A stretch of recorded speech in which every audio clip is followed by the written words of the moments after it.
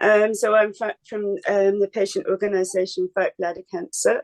My particular role is to look after the support services. So that is a lot of looking after people and providing information, writing information, and so on. But as in most charities, there's only a few of us, so we have to put lots of different hats on and do lots of different things. But I'm also a bladder cancer patient myself. And what I thought I would do is, I understand that most of you haven't really heard a great deal about bladder cancer, and some of you nothing. So if I talk about myself, then maybe you will be able to pick up on a few things and recognize some signs. And so anyway, that's who we are. As I just said, I should have flicked that on. We are patient-led, so the charity was founded by a patient who found there was no information about bladder cancer, no support whatsoever. And it still continues to this day that we make sure the patient voices in everything we do. We have the same sort of objectives as most charities, really, but we do have to do a lot of awareness raising. And I suppose really being here today is a good way of doing that. Because people don't really know what the signs and symptoms are. And that's not just people like us, it's also GPs that we have to educate, as you'll hear in a little while. And obviously we have to try and get decent medicines and treatments, and we're always campaigning and looking into everything as well, just like all the other charities that are involved with bladder cancer.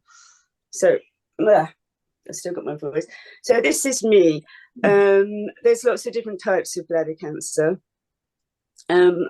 What I was diagnosed with was a high-grade bladder cancer. There was two different types. There was one that was quite flat, like a carpet, covering most of my blood, inside of my bladder, and there was a type that looks like mushrooms, but they're very aggressive. I was told that it wasn't curable, but it could be treatable, and so far it's been treatable and I'm doing really well. But it has been a really long journey, I can tell you that. So if I tell you a few of a little bit about what happened to me, and then you might be able to understand, because I really didn't know anything about bladder cancer myself at all. What happened was that my life seemed to be all about going to the toilet. I was constantly needing to pee. Honestly, I wanted to go all the time, but I couldn't really go properly. It was only like little bits. And I think a lot of women describe this almost like stage fright. It's when you're queuing up for a toilet for ages and you're desperate to go. And when you finally get inside, there's all these people shouting out, hurry up, hurry up, hurry up. And you can't even go at all. And it's that kind of feeling that I was experiencing. And it wasn't very nice. And people started calling me a toilet inspector, because I would get to the car park. I'm talking about a little bit further down than you. So the car parks I was going to was in Milton Keynes. And I would go there, I would try and go to the toilet just a little bit. And then I would cross the road to John Lewis and I would go to the toilets there, try a little bit more. And it was like that all the time. It got worse and worse and worse. And I went to the GP, and I eventually, because I realised that it was just taking over, and he said, yes, you probably got a UTI, and this is a urinary tract infection. Have these antibiotics, everything will feel much better. And I was relieved to think it would feel better. So I took the antibiotics, and really, I don't think it really felt any better. Psychologically, I thought it did. But when the course was finished, I went back and I said, well, I don't think I feel any better. And he did give me some blood tests at the very beginning, and he said everything was okay. He did a couple of weeks of them, and he said I was very lucky that I had some markers that were right at the top for pancreatic cancer, is what he said. But actually they were staying the same. If they'd risen any higher, then it would definitely been cancer, but actually I was lucky because it hadn't. And so things carried on like that. And I felt, okay, I'm fine. I had gone back to the GP again, and it was a different one, and they also gave me antibiotics, but really it wasn't helping. And time went on, and eventually I was starting to have infections because obviously there was something wrong. And what a lot of people don't tell you about this is that when you have a UTI, there's a side effect which is confusion and hallucination. It's very, very scary. A lot of older people have this, and they're wrongly diagnosed initially with maybe a degenerative illness, you know, an type of Alzheimer's or dementia or something.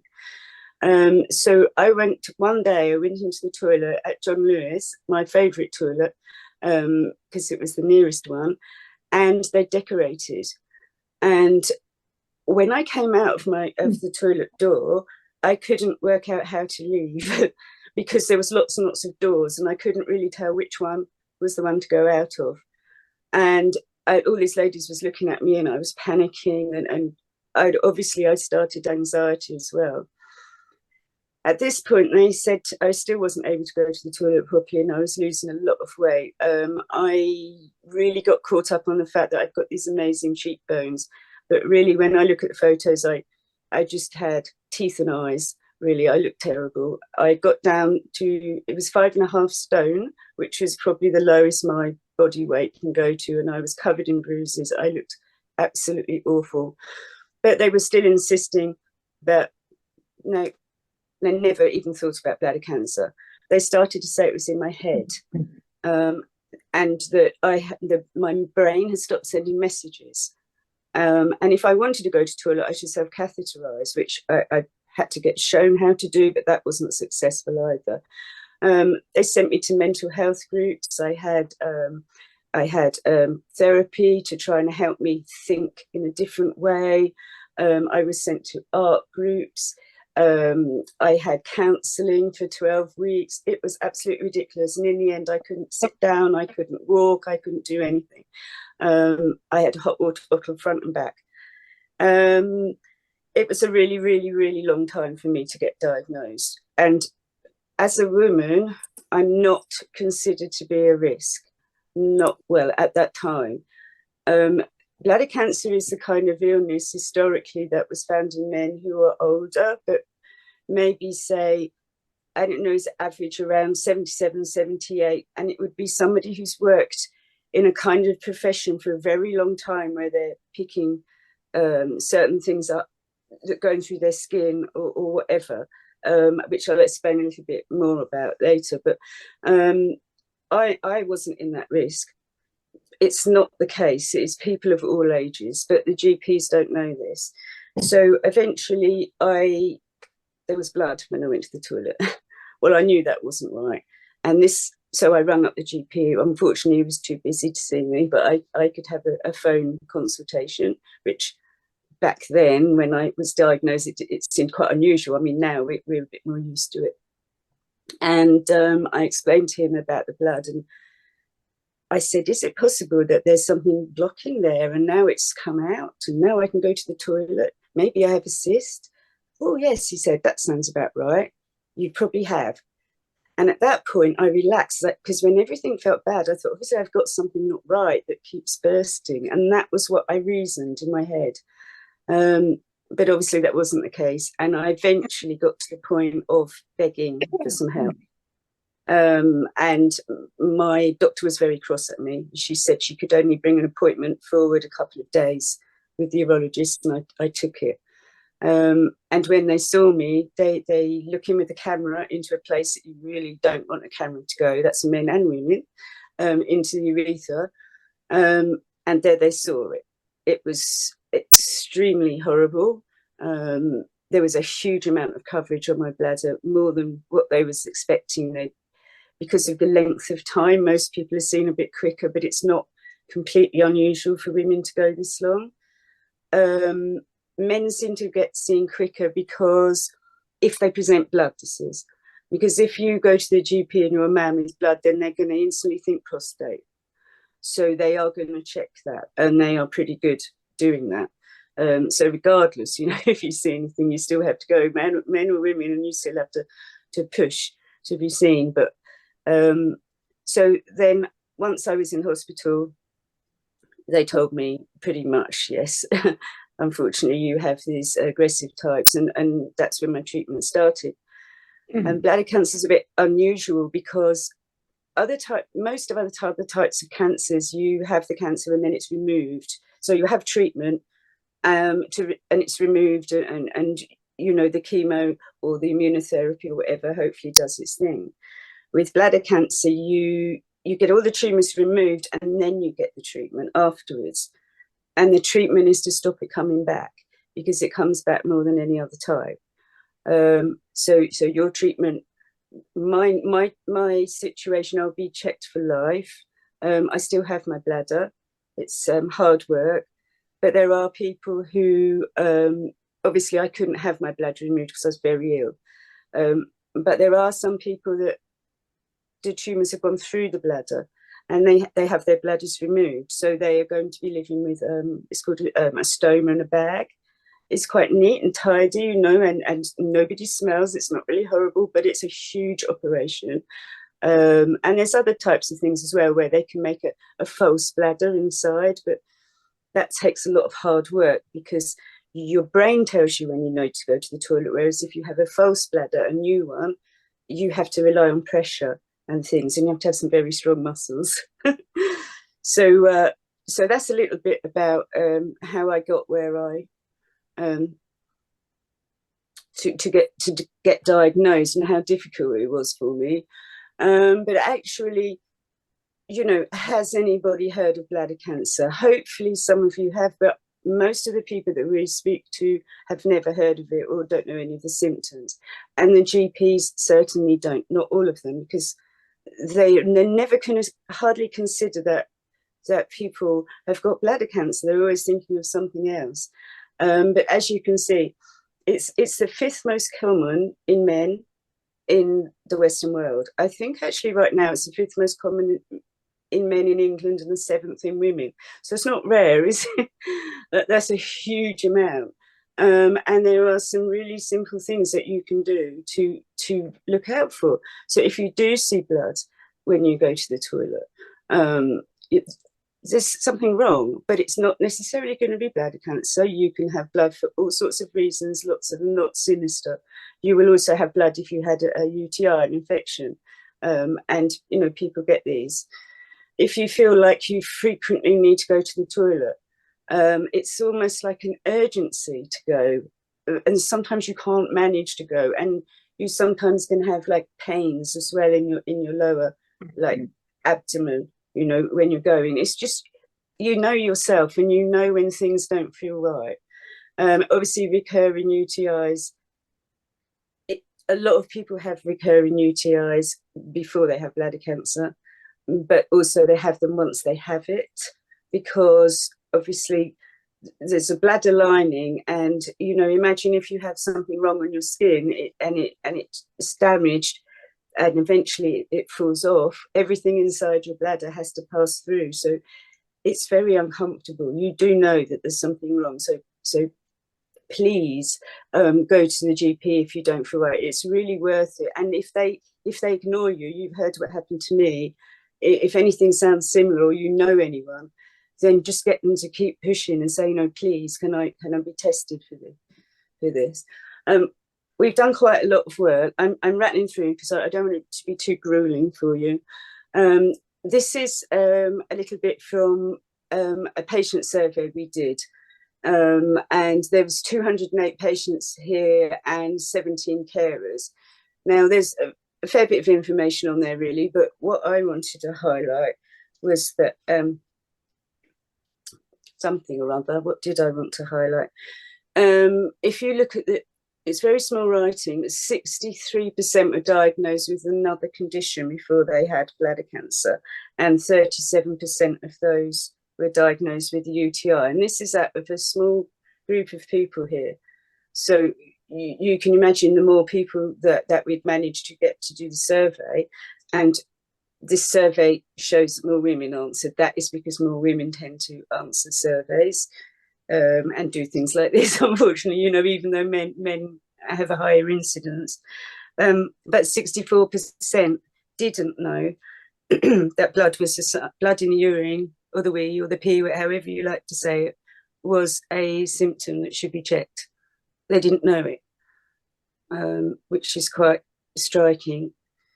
So we've been trying to do all sorts of things. We have been working with the GMB as well. These are some of the campaigns that we've been involved in. This one was in the pandemic. I don't know if any of you saw it. We are lumped with, on here it says, and also if you have tummy trouble. So we kind of get lumped in as well. But this was the NHS, and people saying, oh, it's just a bit of blood. Actually, it can be. It can be palest nothing. Or it can be literally like a glass of red wine, and it can be a huge shock. But even if it's a little bit, it's not, it's worth it, isn't it? So if you, here in the UK, if you are in one of these risk groups, I will read them out. Tobacco, dye, leather, rubber, metal worker, if you work in any of these areas, factory, chemical worker, oil, petroleum worker, hairdresser, printer or painter, leather worker, cleaner, domestic assistant, electrician, mechanic, waiter, gardener, seafarer, or a nurse, then you're at higher risk of getting bladder cancer. That's 27 to 35% higher. So really, it's so important to know what to look out for. This is what we've been doing about it.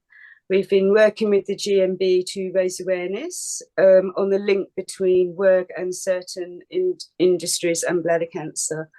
The firefighters, as you can see there, that was something that I went to a conference, a firefighters union conference, and this was an awareness event, but we've been working with them to raise awareness, and they have a huge issue because it's not so much the fact of the chemicals they're breathing in when they're fighting the fires.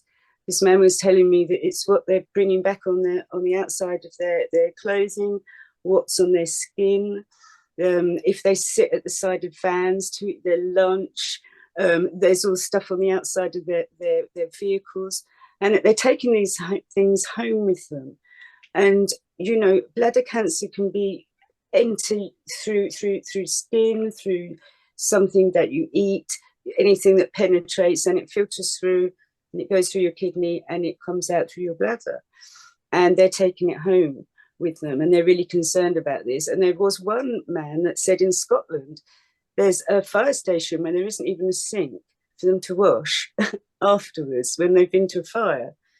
So it's a bit shocking there. I find it such an interesting conversations I had there. And we partner with the GMB Workers Union on awareness campaigns targeting at-risk populations. And then we're hoping to do registry, setting up a bladder cancer registry, because it's really important to know what is going on, isn't it? Otherwise you can't do anything if you've got no facts and figures. What else? So we write a magazine, and we kind of focus on certain areas, and this was our one on workplace hazards, industries, chemicals, all of this. It was issue 9, and it came out in the pandemic. I was bracing myself for all these people to contact us with, oh my gosh, I work in a factory, and all of these questions. I was madly reading, so I'm not a scientist, and I was trying to get as much information. And then the pandemic came, and it sort of went completely under the radar. So we've got to re-promote everything here. So this talked about the risks, occupational hazards, and these chemicals. I've written them down because they're quite hard for me. The polycyclic aromatic hydrocarbons. I don't know if any of you've heard of that. That's more to do with people working in the metal industries, metal workers. There's diesel products, so this will affect military, for example, and aromatic amines, and those are the things that affect, say, cleaners. But they're also on here is in the magazine as success stories, because they've recognised certain chemicals now, like hairdressers. There's the incidence has gone right down because they found that there was a chemical that was a problem.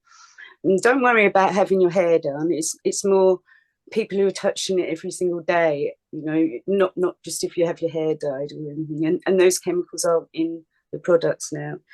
And also in the dyeing industry, they found a chemical in there as well. They discovered a chemical, so that's not in the dyes. So those industries, you know, it's about finding out what these products are that cause the problems, and then trying to do something about it.